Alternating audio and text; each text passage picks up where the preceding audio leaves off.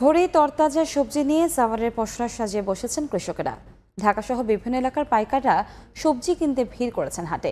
সেই খবর জানাতে সাভার থেকে সরাসরি যুক্ত হচ্ছেন মোজাফের হোসেন জয়। জয়,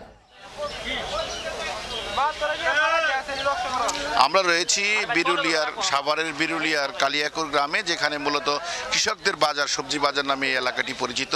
সেই সকালবেলা থেকে, অর্থাৎ যখন সূর্যের আলো ফুটে ঠিক তার সাথে সাথে কিন্তু এখানে কৃষকরা সরাসরি ক্ষেত থেকে সবজি কেটে নিয়ে চলে আসে এই বাজারে।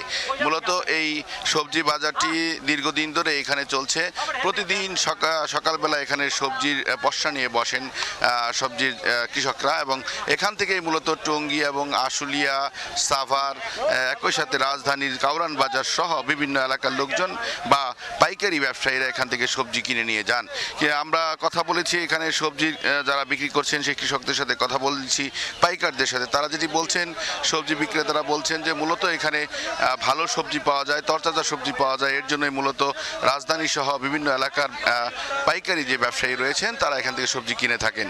আমরা সবজির দরদাম সম্পর্কে জানতে চেয়েছিলাম কৃষকদের সাথে। আপনারা দেখতে পাচ্ছেন যে মূলা শাক বা ছোট মূলা যাকে বলা হয় সেটি বিক্রি হচ্ছে 3 থেকে 4 টাকা আটি দরে।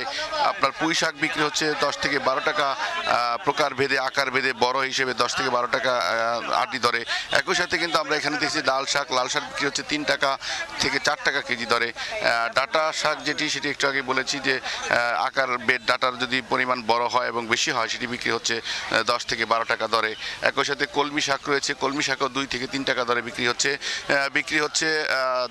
ধুন্দল বা কহি জাতীয় যে সবজিটি সেটিও বিক্রি হচ্ছে 20 থেকে 25 টাকা কেজি দরে। একই সাথে বিক্রি হচ্ছে আপনার লাল শাক সহ, পালং শাক সহ বিভিন্ন প্রজাতির সবজি এখানে উঠেছে।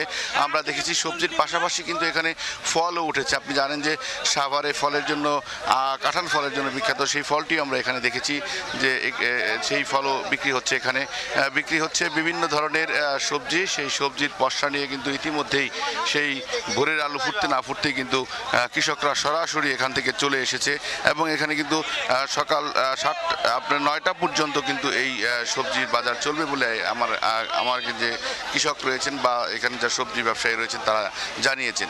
মূলত সাভারে আশপাশের এলাকাতে তরতাজা সবজি এবং লাল মাটির সবজির খ্যাত হিসেবে বিখ্যাত এই কালিয়াকুরের সকালের সবজি বাজার কিন্তু দারুণভাবে জমে উঠেছে।